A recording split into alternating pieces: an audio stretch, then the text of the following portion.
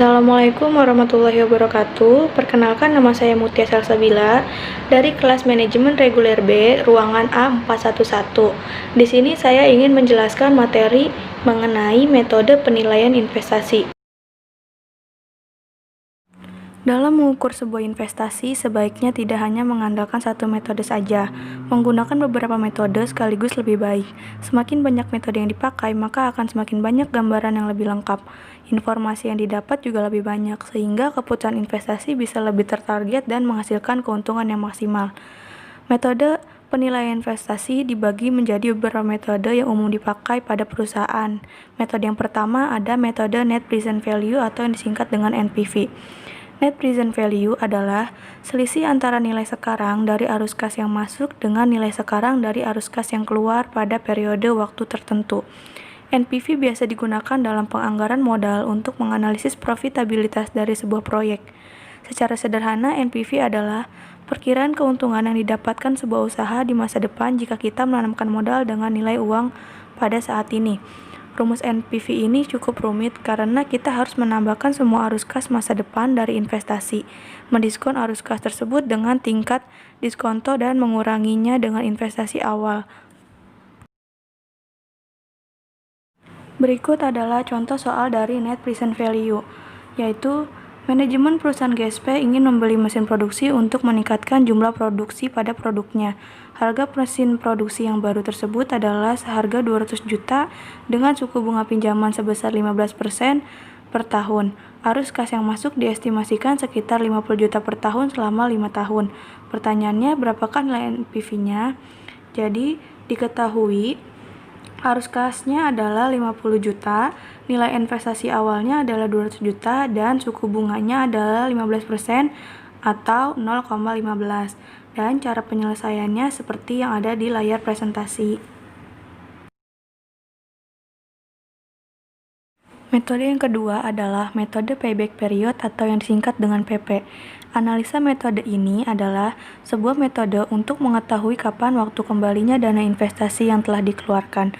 Payback period mengukur lamanya dana investasi yang dikeluarkan perusahaan akan kembali seluruhnya seperti awal mula. Dengan analisa metode payback period akan diketahui berapa lama sebuah investasi bisa dikembalikan ketika terjadi kondisi break-even point atau titik impas. Perhitungan metode ini dilakukan dengan menghitung periode waktu yang dibutuhkan ketika jumlah arus kas yang masuk sama dengan jumlah arus kas yang keluar. Dan metode payback period ini dibagi menjadi dua rumus. Rumus yang pertama yaitu rumus pengembalian aliran kas per tahun tetapi jumlahnya tidak sama.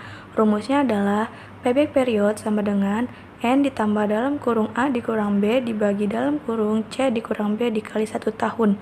Rumus yang kedua adalah rumus pengembalian aliran kas per tahun tetapi jumlahnya sama. Rumusnya adalah payback period sama dengan investasi awal dibagi arus kas dikali 1 tahun. Metode yang ketiga adalah metode Profitability Index atau yang disingkat dengan PI. Metode penilaian investasi Profitability Index ini adalah yaitu membandingkan antara nilai arus kas di masa mendatang dengan nilai pengeluaran investasi yang sekarang. Apabila profitability index hasilnya lebih dari 1, maka investasi tersebut layak untuk diambil. Semakin besar angkanya, maka investasi tersebut semakin layak digunakan atau dijalankan. Rumus dari profitability index adalah PI sama dengan nilai aliran kas masuk dibagi dengan nilai investasi. Metode yang keempat adalah metode Average Rate of Return atau yang disingkat dengan ARR. Metode penilaian investasi Average Rate of Return ini menilai seberapa besar keuntungan dari sebuah investasi. Keuntungan yang dimaksud adalah laba bersih setelah pajak yang dibandingkan dengan nilai rata-rata dari investasi. Jadi, ARR diukur dari laba perusahaan, bukan arus kas investasi perusahaan. Apabila hasil perhitungan angka ARR lebih besar daripada tingkat return yang diisyaratkan, maka investasi ini layak untuk dilakukan. Namun apabila yang terjadi sebaliknya, maka investasi tersebut tidak layak untuk dijalankan. Rumus dari metode Average Rate of Return adalah ARR sama dengan pendapatan investasi dibagi biaya investasi.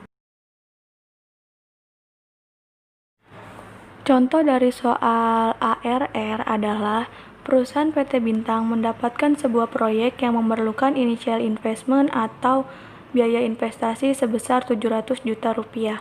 Proyek ini dapat menghasilkan cash inflow atau arus kas masuk sebesar 200 juta rupiah per tahun dengan usia ekonomis 14 tahun tanpa nilai residu.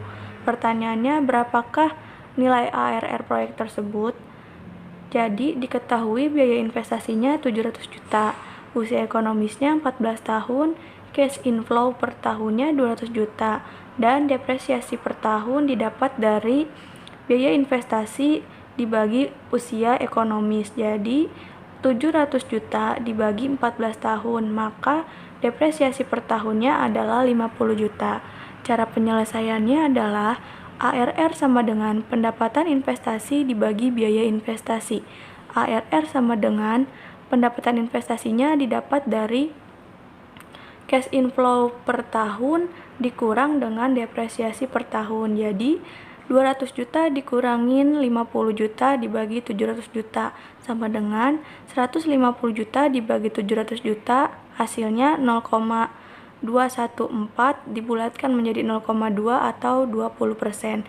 Jadi tingkat pengembalian akuntansi atau accounting rate of return ARR pada proyek tersebut adalah 20%.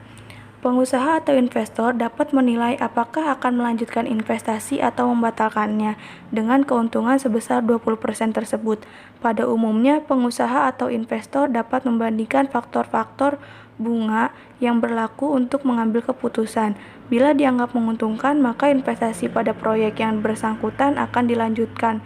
Namun apabila merugikan, maka rencana investasi tersebut akan dibatalkan.